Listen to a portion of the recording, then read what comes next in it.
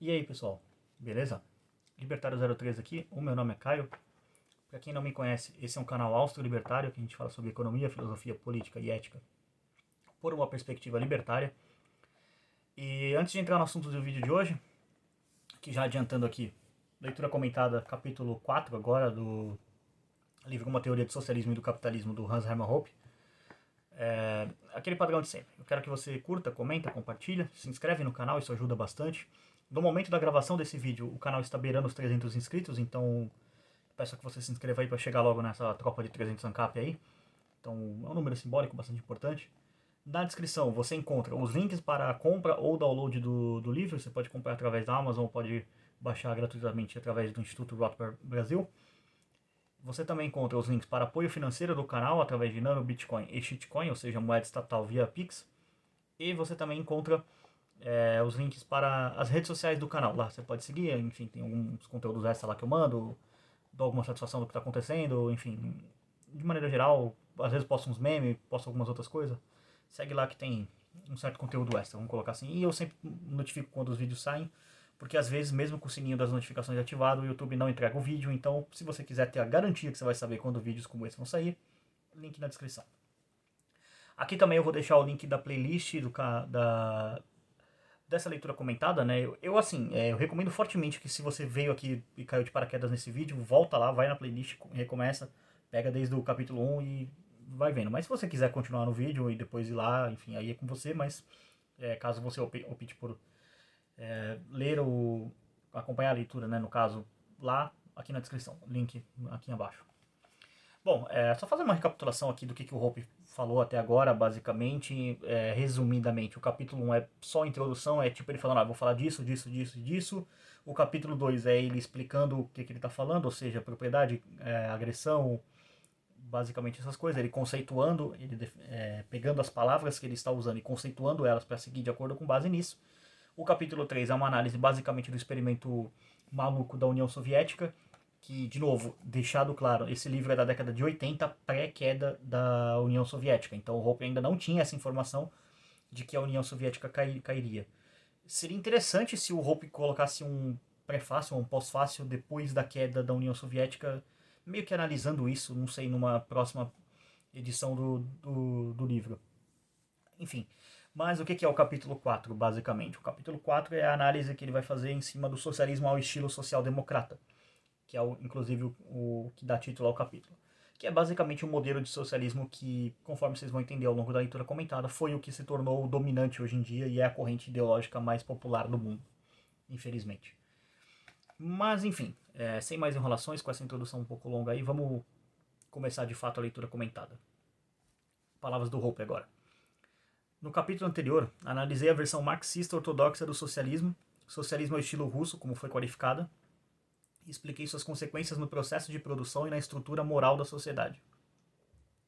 Observei que as consequências do empobrecimento relativo previstas teoricamente mostraram ser tão poderosas que, de fato, uma política de socialização dos meios de produção nunca poderia efetivamente ser realizada até sua finalidade lógica, que é a socialização de todos os fatores de produção sem provocar um desastre econômico imediato.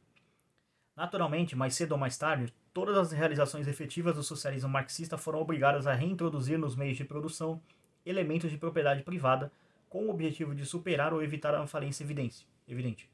Ou seja, o que o Hoppe está colocando aqui basicamente é o que eu comentei um pouco no outro capítulo, que é você coloca elementos de livre mercado de volta, o mais livre possível que você pode ser dentro de uma ditadura socialista, e isso é basicamente você assinar um termo dizendo, olha só, a minha ideologia é uma merda, não funciona e eu preciso voltar para o status atual, porque o status prévio, na verdade, o status prévio funcionava e o atual é uma merda e não funciona. Socialistas assinando basicamente a sua carta de incompetência. E fomos refutados. Na realidade, refutou nós. Enfim, seguindo aqui. Contudo, até o moderado socialismo de mercado não pode impedir o empobrecimento relativo da população. E mercado aqui está entre aspas, porque de fato não é mercado. Se a ideia de produção socializada não for completamente e de uma vez por todas abandonada. Muito mais do que qualquer argumento teórico, foi a decepcionante experiência com o socialismo do tipo russo que levou a um declínio constante da popularidade do socialismo marxista ortodoxo e induziu a emergência e o desenvolvimento do moderno socialismo social-democrata, que será o objetivo de estudo deste capítulo. Ambos os tipos de socialismo, sem dúvidas, provêm das mesmas fontes ideológicas. E aqui tem mais uma referência do Hoppe, citando livros em alemão, então não vou falar o nome dele. Mas é a nota número 42, se você estiver curioso. Ambos são igualitários na motivação, pelo menos em teoria. E aqui eles citam a própria nota que ele vai fazer mais pra frente, a 49, que eu vou comentar quando chegar a hora de comentar a 49. Enfim, seguindo aqui.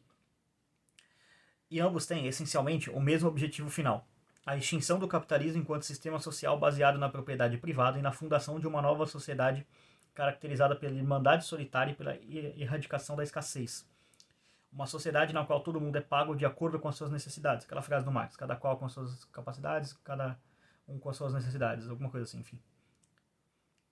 Desde os primórdios do movimento socialista em meados do século XIX, porém, havia ideias conflitantes sobre os métodos mais adequados para atingir esses objetivos. Embora geralmente houvesse um acordo sobre a necessidade de socialização dos meios de produção, sempre houve opiniões divergentes sobre como proceder. De um lado, dentro do movimento socialista, havia os defensores de um rumo de ação revolucionária. Eles defendiam uma derrubada violenta dos governos existentes, a completa expropriação num só golpe de toda a propriedade dos capitalistas e uma temporária ditadura do proletariado, como fora prometido até que a escassez fosse de fato erradicada. Ou seja, exercida por aqueles que não eram capitalistas, mas tiveram que negociar sua força laboral com a finalidade de instituir uma nova ordem. É aquela velha promessa dos Sossas, né? Tipo, a gente vai tomar o poder e aí a gente vai fazer uma ditadura, mas é só temporária, tá bom? Depois a ditadura ela não vai durar, tipo, sei lá, 72 anos igual durou a ditadura soviética, não dura, sei lá, 40 e tantos anos, 50 e tantos anos igual a ditadura coreana, não dura quase um século igual a ditadura chinesa, não dura desde os anos 50 igual a ditadura cubana, enfim, é só temporário, tá? Só temporário. Confia. De outro lado, havia os reformistas que defendiam uma mudança gradual. Eles argumentavam que, a partir da ampliação dos direitos, em última instância, com o sistema de sufrágio universal, a vitória do socialismo poderia ser obtida mediante uma ação democrática e parlamentar. E aqui é meio que um pouco me autorreferenciando. Eu vou deixar na descrição um vídeo que eu fiz aqui, que é muito bom em relação a isso, sobre um pouco dessa questão que complementa essa parte. O vídeo chama Em Defesa das Democracias Cubana, Norte-Coreana, Chinesa e Venezuelana, ou alguma coisa nessa ordem. Enfim, o link do vídeo estará aqui na descrição. Recomendo que vocês vão lá ver, porque basicamente o Hoppe está colocando aqui o seguinte. O que ele quer colocar? Pegando essa parte aqui. A vitória do socialismo poderia ser obtida mediante uma ação democrática e parlamentar, que foi exatamente o que aconteceu de maneira geral nesses países. Não necessariamente que tenha sido um gradualismo socialista, vamos colocar assim, foi uma ditadura que foi imposta, mas a consequência lógica da democracia, ou seja, o fim último da democracia, é instaurar uma ditadura socialista. Então, nesse aspecto, por isso que eu coloco que esses países são os 4 mais democráticos do mundo e faço uma defesa da democracia deles, porque se você acha que democracia serve para qualquer outra coisa que não seja para implementar o socialismo, você não entendeu nada de democracia e você não entendeu nada de socialismo. Então, volte para o começo dessa playlist, na verdade, inteira, e vamos entender o que é democracia, o que é socialismo. Mas, enfim, e veja meu vídeo também, que é muito importante. Seguindo aqui. E seria assim porque o capitalismo, segundo a doutrina socialista vulgar, criaria uma tendência rumo à proletarização da sociedade, ou seja, uma inclinação para menos indivíduos serem autônomos e para mais pessoas se tornarem empregados. Confia. Olha o Uber aí hoje. Olha o iFood aí hoje. Olha, sei lá, empresas de tecnologia contratando pessoas individuais para poder fazer o trabalho delas. Tipo, mercado de developer, basicamente, desenvolvimento de software. Confia, vai ser assim, tá? Confia. A fonte, juro por Deus, tamanho 12. E, de acordo com as crenças socialistas ordinárias, essa tendência iria, por sua vez, construir uma consciência de classe proletária. Nossa, isso aqui deve causar um orgasmo em socialista ouvir isso. Cada vez mais uniforme, que depois levaria a uma expansão de votos dos eleitores no Partido Socialista. E, assim argumentavam, enquanto essa estratégia estava muito mais alinhada com a opinião pública, mais sedutora para a maioria dos pacatos trabalhadores e ao mesmo tempo menos assustadora para os capitalistas, ao adotá-la, o sucesso do socialismo estaria mais assegurado. Seguindo aqui. Essas duas forças coexistiam dentro do movimento socialista. No entanto, a relação entre ambas era, às vezes, bastante tensa até a Revolução Bolchevique na Rússia, em outubro de 1917, né, no caso.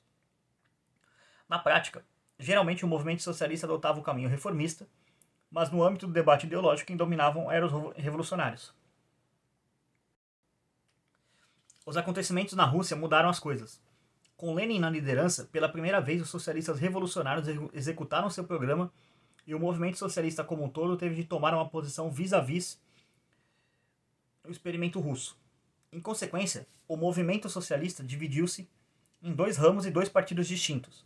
Um partido comunista mais ou menos favorável ao acontecimento na Rússia, ao que estava acontecendo, e um partido socialista ou social-democrata com reservas ou contrários aos revolucionários russos.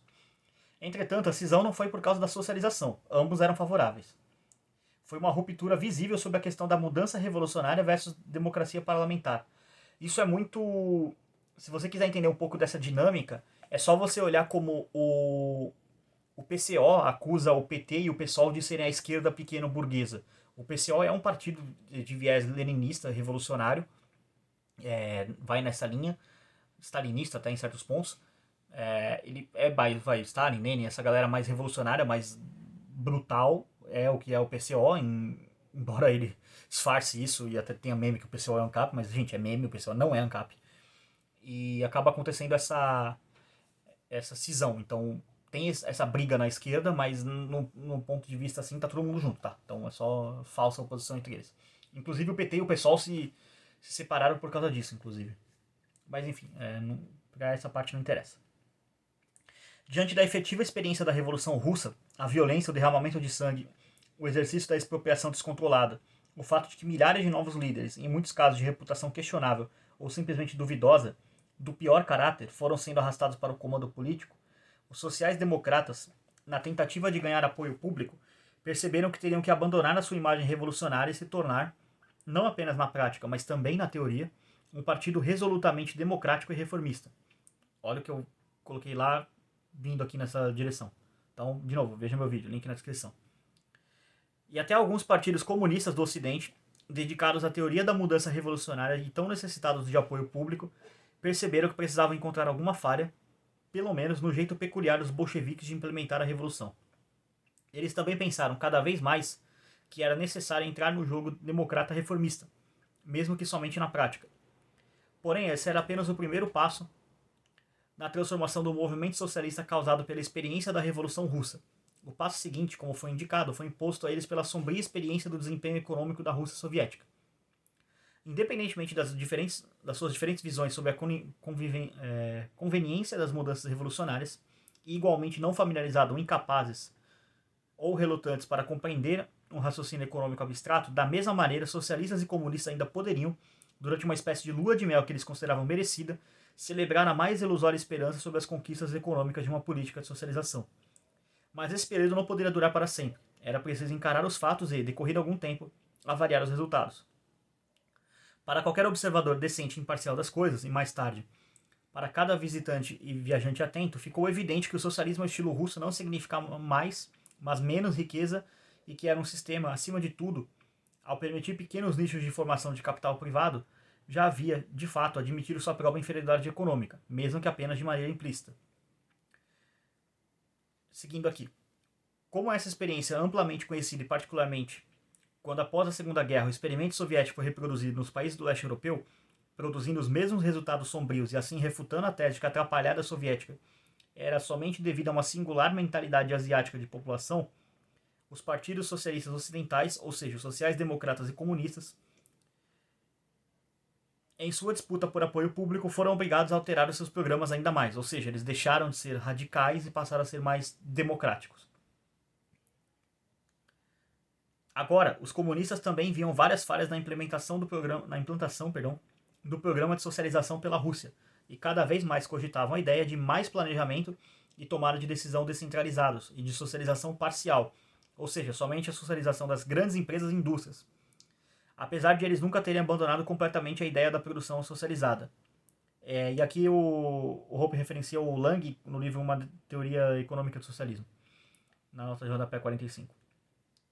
Os partidos socialistas ou sociais-democratas, por outro lado, desde os primórdios menos simpáticos ao modelo do socialismo russo, tiveram de fazer um movimento de adaptação mediante sua política resolutantemente democrata reformista, já inclinada a aceitar fazer acordos com uma socialização parcial. Esses partidos, em resposta às experiências russa e no leste europeu, cada vez mais desistiam do conceito de produção completamente socializada e em seu lugar davam muito mais ênfase à ideia da tributação e da igualdade de renda, e numa nova iniciativa na igualdade de oportunidade, sendo esses os verdadeiros pilares do socialismo. Ou seja, a galera deixou de defender vamos meter bala na burguesia, vamos tomar a coisa à força. Não, vamos, assim, não é que a gente quer fuzilar, assim, a burguesia, sabe? É que a burguesia tem muito dinheiro, então a gente faz o seguinte, a gente taxa eles e aí a gente redistribui o dinheiro para as pessoas. Você consegue ver qualquer idiota de esquerda fazendo esse discurso hoje em dia? É basicamente isso. Embora essa mudança do socialismo do tipo russo para o social-democrata tenha acontecido, e continua a acontecer em todas as sociedades ocidentais, não foi igualmente intensa em todos os lugares. Grosso modo, e considerando apenas a Europa, onde a substituição do velho pelo novo tipo de socialismo foi mais nítida, a experiência mais imediata e direta com o socialismo do tipo russo pela população obrigou os partidos socialistas e ou comunistas a buscarem nela apoiadores e eleitores. De todos os países maiores, na Alemanha Ocidental, onde o contato com esse tipo de socialismo é mais direto, onde milhões de pessoas continuam a ter amplas oportunidades de ver com seus próprios olhos o estrago que foi produzido no povo da Alemanha Oriental, essa substituição foi mais completa. Neste país, em 1959, os sociais-democratas adotaram, ou foram obrigados pela opinião pública a fazê-lo, um novo programa do partido no qual todos os traços óbvios do passado marxista estavam notavelmente ausentes. Em vez disso, o documento mencionava explicitamente a importância da propriedade privada e dos mercados, falava sobre a socialização apenas como uma mera possibilidade e destacava fortemente a importância de medidas redistributivas. Lá, dentro do Partido Social Democrata, os protagonistas de uma política de socialização dos meios de produção têm se tornado, desde então, consideravelmente minoritários, e os partidos comunistas, mesmo quando apenas favoráveis à socialização pacífica e parcial, foram reduzidos à insignificância. E aqui, de novo, o Hoppe referencia livros em alemão, na nota 46. Nos países mais afetados pela cortina de ferro, como a França, Itália e Espanha, e também a Grã-Bretanha, essa mudança foi menos dramática. E eu vou parar aqui essa parte, porque o vídeo já está ficando longo e está entrando naquela cota que eu não posso gravar mais, porque senão dá esse problema. Então eu cobri aqui mais ou menos 3 páginas dessa parte, eu vou fazer a parte 2, que aí eu vou ver até onde mais ou menos dá. Pretendo ir até a página 56, vamos ver se eu consigo. E depois eu sigo postando aí. Acho que hoje eu vou fazer 3 vídeos, então 3 partes, né, no caso. Essa vai ser a parte 1, não vou encerrar ela por aqui, porque mais do que isso, a risca do vídeo cortar em 2 partes, eu tenho que juntar, editar, enfim, aí eu não consigo postar 3 vídeos, eu consigo postar no máximo 1 ou 2. Mas é isso, queria agradecer a todo mundo que assistiu aí essa parte. Daqui a pouco tem outra aí no canal, se você estiver vendo isso no futuro já vai estar no canal, link da playlist na descrição. O vídeo que eu referenciei também estará aqui na descrição, então sigam lá o canal. Queria agradecer a todo mundo que assistiu, se inscreve, não esqueça, muito importante, no momento da gravação, reforçando, o canal está perto de 300 inscritos. Ajudem eu a chegar nesse número redondo, é bastante simbólico. E é isso, quero agradecer a todo mundo que assistiu esse vídeo. Por esse vídeo é isso, tchau, tchau.